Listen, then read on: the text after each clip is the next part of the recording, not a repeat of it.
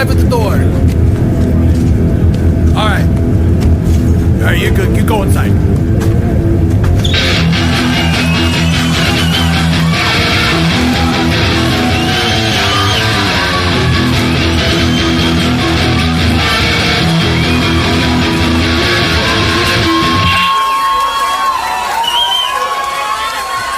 Good morning, everyone. I'm getting lucky. I think I'm getting lucky. It's like all year. I think I've been swinging like an 85 of like getting almost full ass bands. Like it's been so sick of like actually getting a lot of people. And I'm lucky today because I've got fucking Garden Home hanging out right now. Everybody introduce yourselves because this is so sick.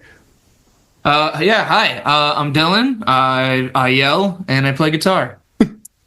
I'm Mike, and I also sometimes yell and mostly play guitar, though. I'm JD, and I play drums. Hell yeah.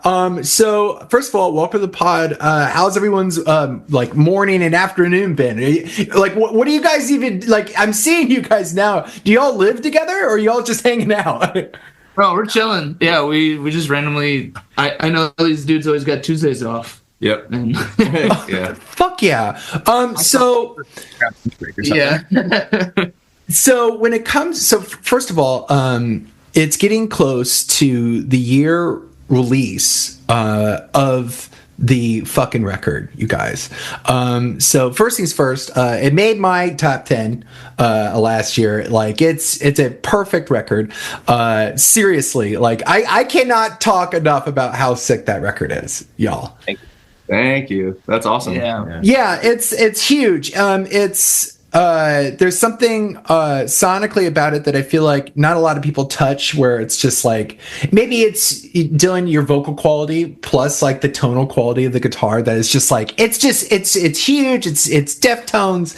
It's this whole like 90s resurgence thing that's kind of happening with a lot of bands. It's fucking awesome. So it would be sick to hear, because also you guys have been around for a really, really long time, I would say.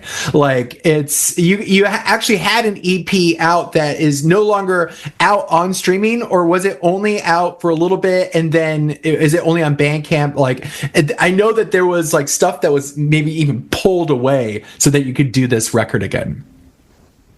We had a previous project that was everybody in the band. The person who's missing from the band right now is our bass player. It was all four of us. We had another member. That previous project still has stuff on Bandcamp. That was cool. But when we lost our old guitar player, I started playing guitar. We kind of adjusted sound a little bit, and yeah, we put out an EP in 2019 was the first release. It's with the ghost on it, yeah. No, that's the one with all the photos on the table. Yeah, that's right. That's still out, but we don't play it anymore. Every now and then, like when we had to do the local live, we played like 2 songs. Yeah. It's true when we need a long. When we're desperate, yeah. That's actually something that I wanted to talk to you guys about when it comes to stuff and like the deep cut thing when you're building like set lists and stuff. As you guys were working on and touring the record and like the singles and like, you know, y'all have been playing kind of since the record and maybe even a lot before that. Like y'all were touring and like trying to get the fuck out a lot. Now building those set lists, were you guys focusing just on like the new record, or were you guys trying to still like pepper in the, you know, that old stuff for people that have been around for, you know, with y'all for a while? Never any of the old stuff, but there's Ghost was like a song that got really popular. And we just kind of had to keep playing that one for the reason. So. That's funny. That attitude is, I feel so, that's such a real thing where it's like the song you didn't expect to blow up that you were kind of half in on it anyways, where you're like, fuck, all right, I guess we have to throw this thing on. Honestly, like I feel like the response to it made us appreciate it more because we maybe felt that way at first, but now when we play it, it's hard to not go all in on it because we've been playing it a long time. So like it's also like a layup for us. So it's one of those ones you're almost like looking at the crowd and then doing other things during because you're able to like sit back and playing it a little more.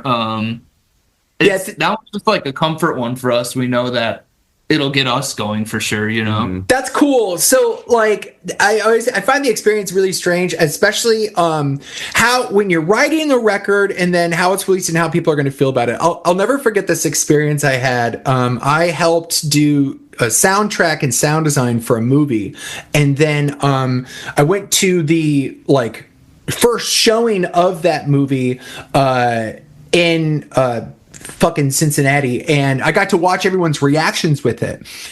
First time stuff, and finding like, you know, I'd watched this movie, you know, 50, 60 times and doing the sound design. So like I knew like all the beats by heart where I thought there were these funny moments, and finding out everyone else's reaction to it and seeing like I had like weirder moments of like, oh, you guys thought that was the funny part? Oh, that's where you guys liked that part? Really? I hated that. Or like, it's like, then there's kind of this weird, you have to start shifting everything towards like how the audience feels and like being there with them. And that the music part has like such a similar reaction. Even like with my band, there was a song that like, I feel like I just threw on that I keep getting asked to play. I'm like, we can't, there's no way we can even play that one. So like, would you say that I like that it gives you another like boost of morale towards those songs. What would you say is the song you didn't expect? I can say like initially, I didn't really know how to feel about the final track. Sure. And you know, in terms of like, you know, listens or whatever, it's super high, but I feel like the people who like do love and appreciate that song, like really, really love and appreciate that song for what it is, and are like adamant that like that's the best song on the record. Yeah, I love that. I was gonna say I definitely have some friends who've been like, you guys should write more songs like that, and I was like, we'll see. Yeah, maybe. Yeah. I think it's funny because especially like, you know, when you release, I don't think a lot of people you know, people in bands notice this stuff, but like you don't, when you release something, you realize that like a lot of people don't make it through to the end of a record. And so like you look at the streams and like you'll see like, you know, the first 1,000 hits on that first song, and like that last song like doesn't break 500 or 1,000 till like a while later. And so like there's always this moment of like, for last song stuff, I don't like, for all DIY bands, I always feel like it's the least played track of all, no matter what. And so I like that. I think that what you're saying is true, that people that have made it through the record are the people that are going to be like, yo, I fucking love how you ended it. Because I think we also, like, as songwriters, do put a lot of effort at the end of the record as well. And so that means a lot to like have people say, oh, it means that you made it to the fucking end, so I appreciate it. Yeah, right. Truly, genuinely, like I feel like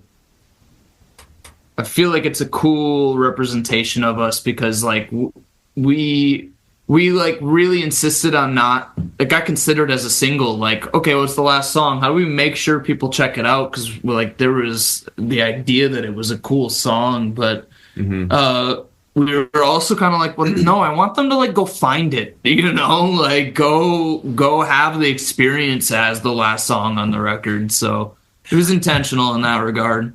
I like that from band to audience where you kind of want to play a game with your audience. Like, are there anything that you purposely designed thematically or like, there's some people that have like made records where like the first letter of start of each record like spells something out, like just dumb little games and shit like that. Was there anything that you wanted to do with this record that would have been like considered a game to y'all? Because that kind of is where you're like, I want people to find like this little thing. I think most of that stuff happened with Cody Ratley, who recorded and like engineered everything. He stuck all these weird little like things in songs that you wouldn't really know unless you I was just talking to my dad about that exact thing this weekend, and because I had my pedal board. My dad also plays guitar, and so we were like both geeking out over our stuff. And I was showing him how one of my pedals does this thing where you can like bend a note up and down, but you have to do it with the knob. And I was like, this is on the record, but it's like really subtle. And I remember pointing it out to Cody after, like, we're getting early mixes and stuff. And I was like, dude, that like drop you do right there is so sick. What is that? And he was like, well, you recorded that. And I was like, well, you turned the knob.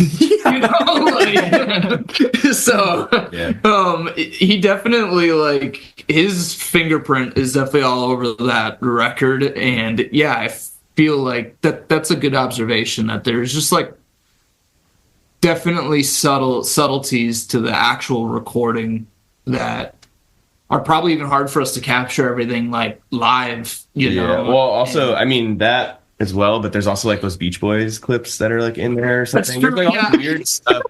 That's 1,000,000%. Yeah, there's a secret sample on the record that you can't actually hear, but it's on the opening track. There's a Beach Boys like someone's like screaming or something. Yeah, he's going way, Brian Wilson, but it's like in the exact note of the feedback. What the fuck? That's so weird. Is that so? All right. So who is it that produced the record?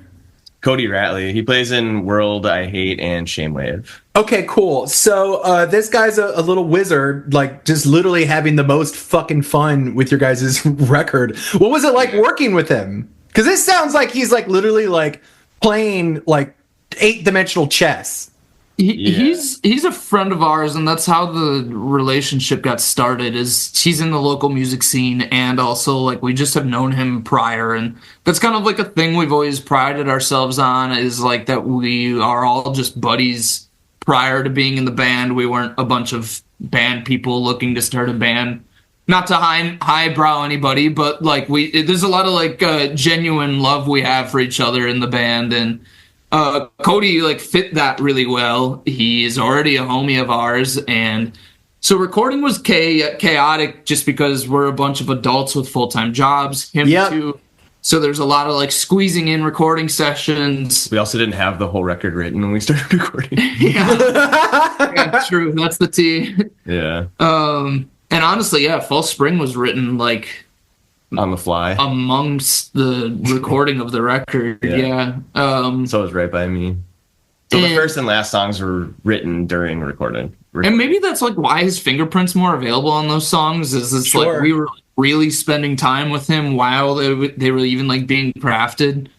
That makes sense, and that's really cool that like the bookends of the record is with this person that helped produce it. So it really gives like a nice circular thing with the record as well, which you can experience when you listen to it. Yeah, they're both songs we had never played live. Like we had played Grim and Hot Water live and Worst of It and Past Life a bunch. So like those songs changed a little bit. Yep. Like these two songs, like we just wrote and then we're like, we're going to record them. And then Cody was the one who changed the most with those for sure. Oh, that's so cool. See if I can find the clip for you. That's funny. Oh, hell yeah. I like the secret weird stuff. Like, I think that it's... Got it. Oh, hell yeah. Play it. Yeah.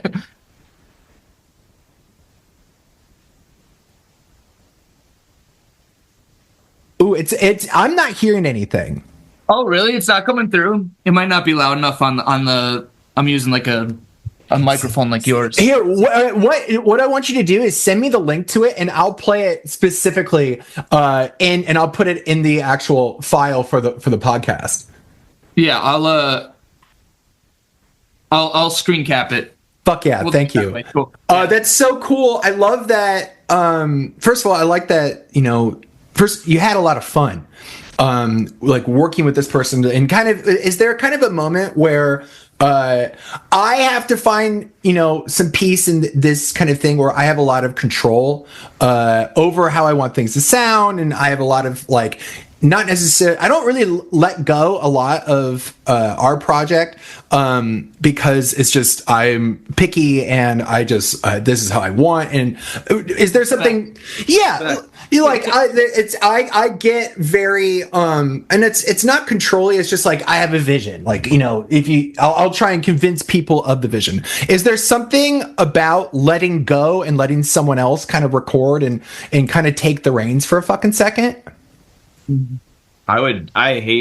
We did some self-recording, like DIY stuff, and for me it's like I need someone to just say that was good enough or that sucked. And so cool. I hate not having someone. I get too in my own head about it. Yeah, honestly, having someone who you are so comfortable with, that you're friends with, who is willing to keep it real with you, honestly, is such a huge help. Yeah. And someone who's not afraid to, like, you know, step on anyone's toes and be like, no, that take was shit. Like, do it again. Yeah, I would also Cody gets props for like challenging us in the right ways, but then also like there's certain shit like throughout the record where someone would put their foot down, and he also was willing to be like, all right, we're, you know, like have cool, you know. So I would say it was pretty respect based, and I can't say this is on purpose.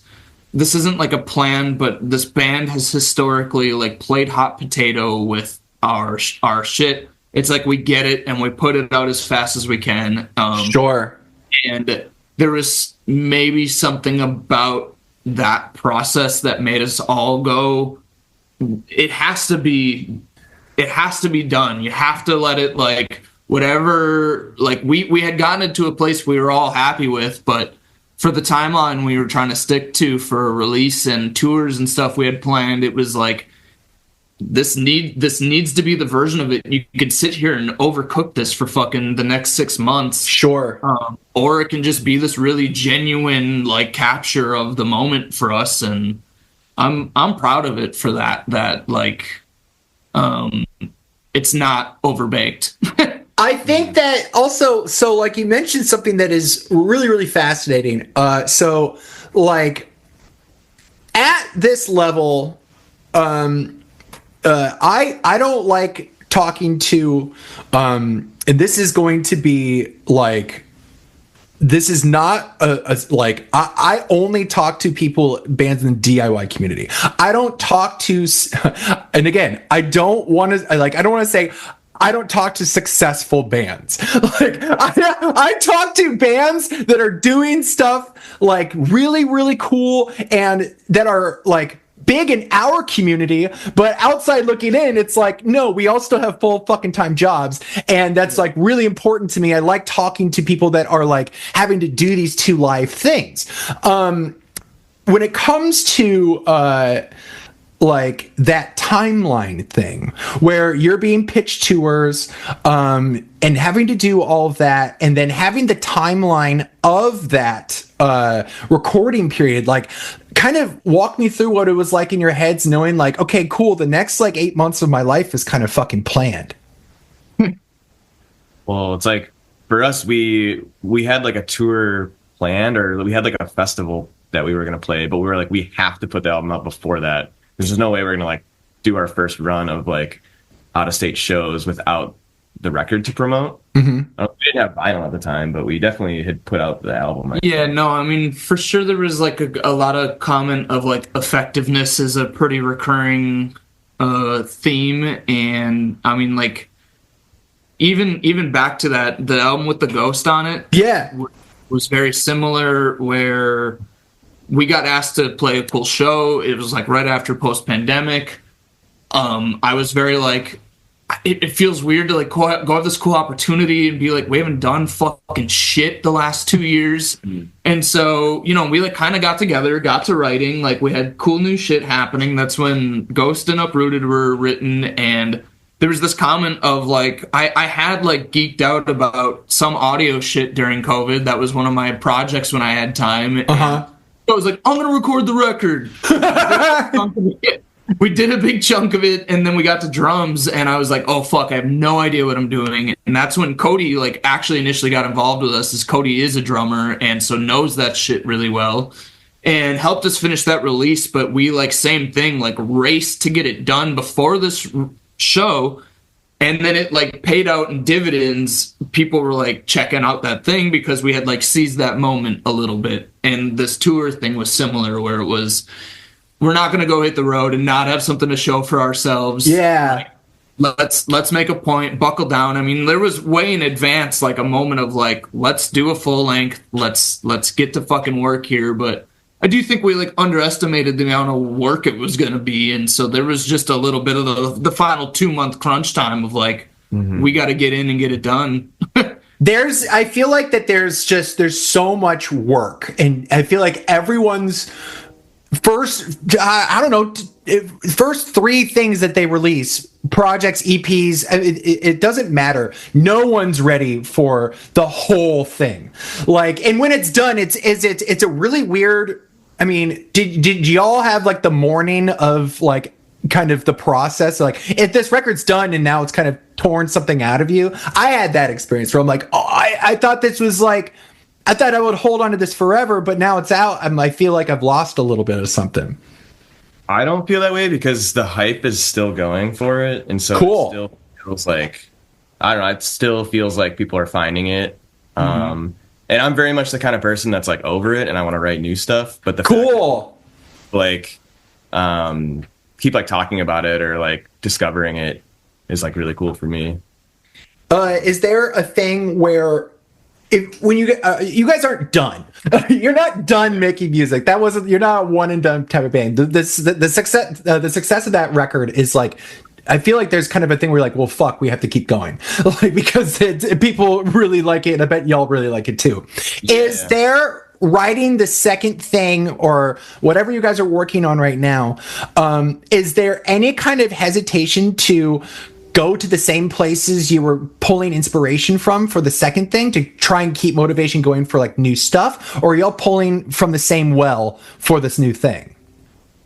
Good question. Dude, I think we write in the weirdest way where none of that is like even thought about. I was gonna say that, like, Mike, I don't know. Mike has famously said he doesn't write with intention, and he's kind of our riff lord. Yeah, and like I've been playing in bands with Mike since we were like kids, you know. So like I just understand how he operates. It's just, I don't know. It's second nature to me to like sit down behind the kit and like flush out songs with him and like just kind of fly by the seat of our pants a little bit. Like it's a lot about like feel, you know. It's never about like intention of like oh, this band released this record and it sounds really cool and like we should write something like that. It's all like we all listen to like some like similar stuff, but like in general we all listen to like different stuff as well. Like what would you say is like the Venn diagram between all of y'all? So let's kind of go through like of your favorite records of last year. What did you like individually? So maybe like everyone can be able to kind of hear where the Venn diagram crosses for everybody. For sure. I mean, like I know JD and I spent a lot of time with like Kendrick and stuff in the last year. Like, sure. Mr. Morale was a great record, and certainly like GNX has been on pretty frequent rotation for me. So that and Tyler, like I know JD and I have a lot in common on the hip hop side. Yeah. Yeah, I can tell you like right now, like I have been listening to nothing but Mac Miller's Balloonerism like on repeat. So like, good. Since it dropped, but then I'll listen to like the saddest shit ever. Like Kyle Soto from Sea Haven just dropped a solo record, and it's like so fucking depressing. Yeah, that's a lay on the floor record. But then I don't know. How about you? I really liked the Prize Horse record that came out last year. Oh my god, it's great. Yeah, I don't listen to anything that really sounds like Garden Home that often. I will say that like we probably are throwback inspired. Like when we started the band, we had similar stuff probably that was more active at the time. But yeah, since then we've all maybe just like grown into different sort of interests that way. But you know, like we probably all shared like Title Fight. Yeah. Touche Amore. Touche. Classic. Great. Yeah, that era, right? Like was at the time, and then yeah, like I know Mike and I tend to be the like more like traditional screamo heads in the band. Sure. I don't think you or Pratt spend as much time with that stuff. Yeah, definitely not. I don't know. I'm such a huge fan of like Every Time I Die and like that kind of era. Sure. Like, hardcore and post-hardcore. It's One that's really funny is we get related to counterparts all the time, and Awesome. all of us like them, but Mike, who writes all the riffs, hates them. And so, Well, your guitar work doesn't sound like counterparts at all. So like that's really funny to me. I would say maybe your vocal style and maybe a little bit of the drums, totally. But like I would feel the same way. I'd be like, what are you fucking talking about? It's hard to say that to someone who's trying to compliment you though. So I just totally. You're like, what? Oh, thanks. Cool. I hope you like them. Yeah.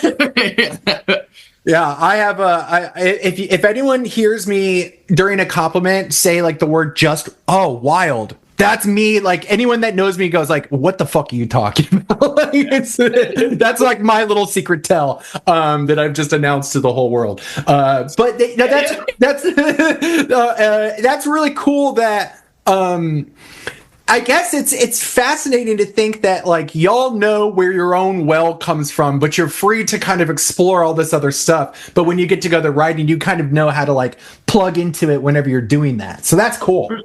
I will say that like one intentional thing I've done with our new shit, and I guess like he and I have kind of talked about, is that like I feel like we're already kind of like trying to tone chase now rather than when we're trying to record, so that we have access to these like sounds while we're writing and stuff. And he works at a music store, which has been pretty critical to the band's tonal development. Yeah.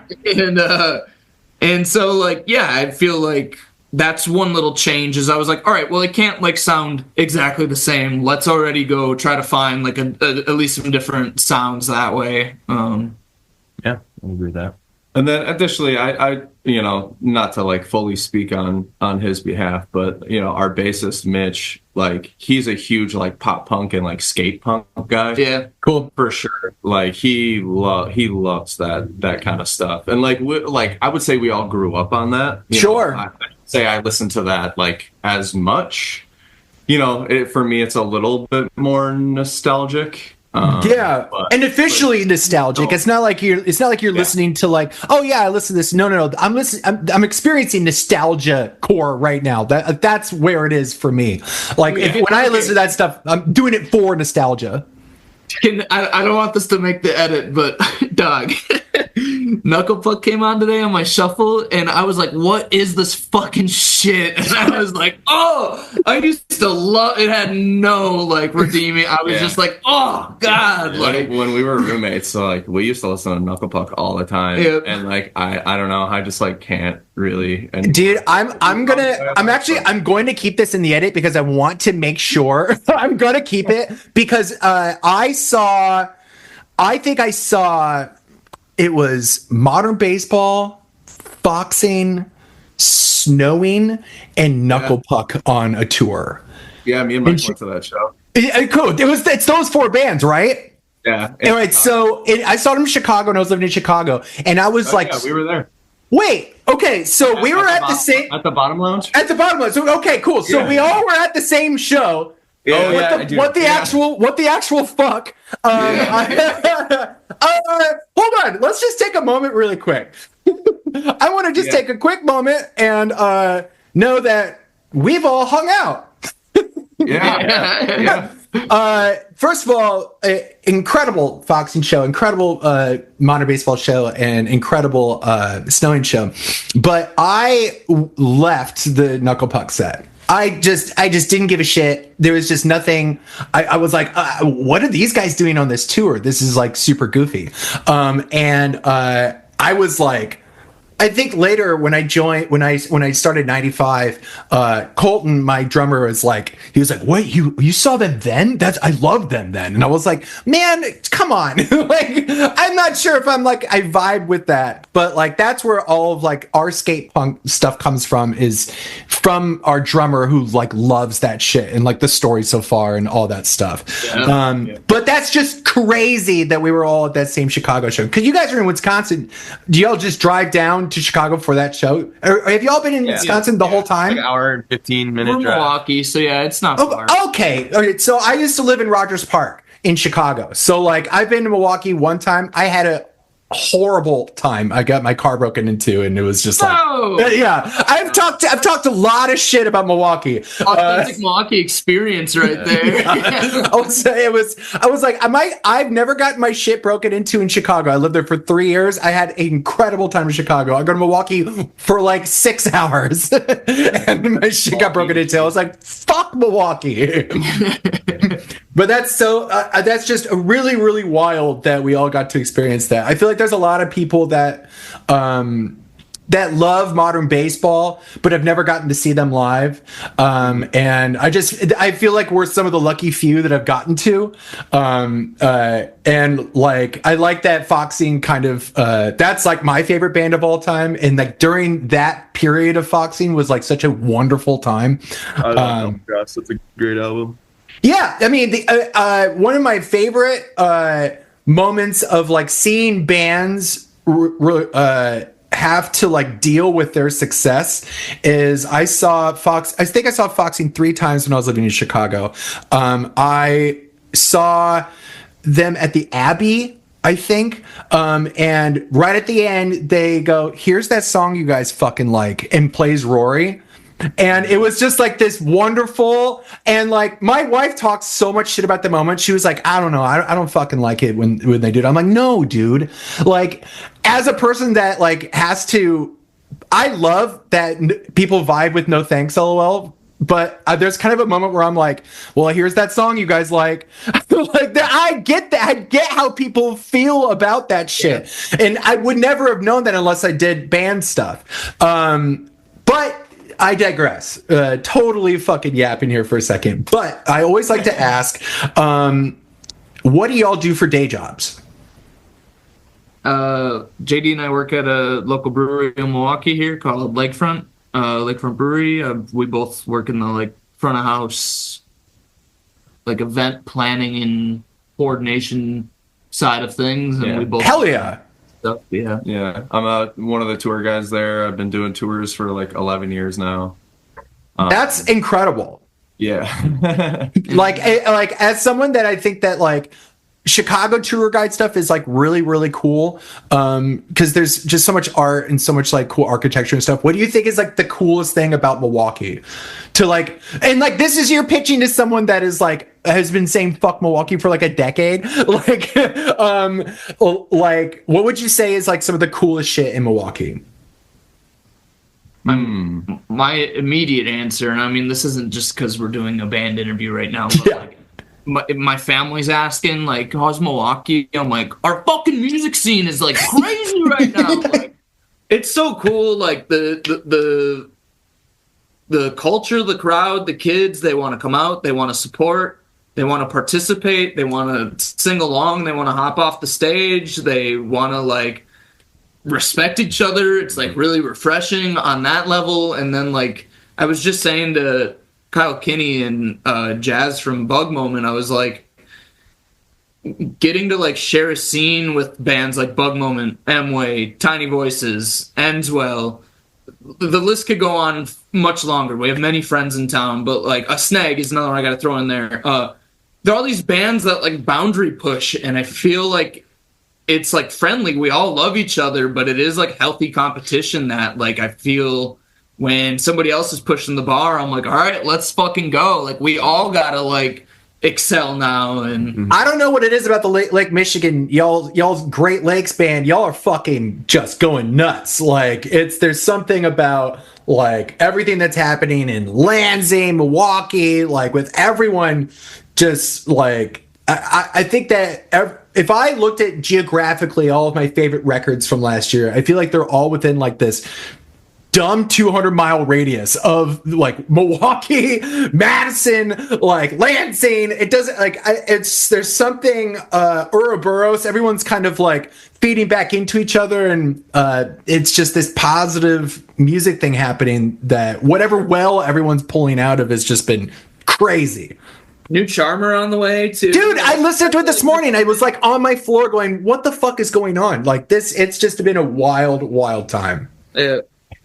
Shout out Casper Fight Scene too. Yeah, new record is like something else. Like there's everyone has been doing just. I thought last year was going to be I'm not sure how it could be topped. And so far, it's been kind of a slower beginning of the year of like releases, but I feel like it's just ramping up into like something really, really ridiculous towards the end. Because I feel like last year it was such an equal amount of like cool releases every like 2 weeks. Like you got like 2 or 3 killer records all the time. It was just like equal opportunity killer records. And I just feel like there's going to be this moment where everything's just ramping up to just too much music this year. I would like to point out that things are fucking awful, tragic, horrible outside right now. And go figure. Yes. Arts and music are thriving right now. I think there's something like, I think pandemic did that to a lot of people where everyone had these cool pandemic projects. Whenever shit's horrible, we get a lot of like, I mean, it's something you can kind of look forward to is some pretty good music. So, which is fucking wild. But I would love to play a song from y'all. Any song that you want, I will. You don't have to listen to it. I'll just literally throw it in there. But yeah, any song you guys want to hear on the podcast. Like any band? Oh no, from y'all. Okay. I would. Should we say Fall Spring? That's what I was the gonna last say. on the record. We talked a lot about we it too. talked about it a lot. So all right, cool. No, I think that's actually sick because this is a chance for all the people that didn't make it through the record. By the way, this is how it ended, and it's fucking awesome. So here is Fall Spring by Garden Home.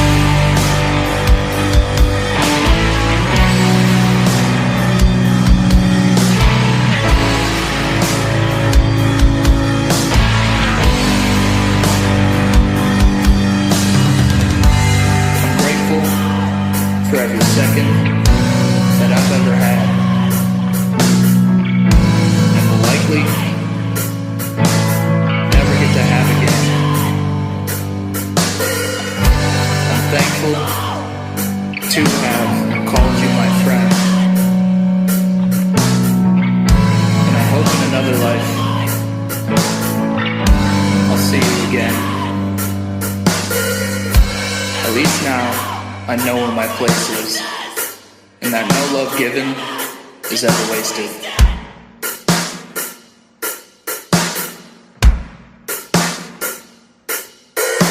That was Fall Spring by Garden Home. Dogs, thank you so much for fucking hopping on and yapping with me. This was super sick. I hopefully get to see y'all soon. We're down in Nashville, so are y'all doing Coachella or anything interesting tour wise? No, Bug Moment put that EP out. We're running out east with them to like support them on celebrating that. Cool. Yeah, no like big fest plans at the moment. But Cool. We're accepting. Yeah. All right, everyone reach out to Garden Home as soon as fucking possible. We need to see them closer to us anyways. But listen, have a wonderful rest of your day, guys, and just thank you so much. We'll talk to you soon. Thank you, Christy. All right, bye y'all. Much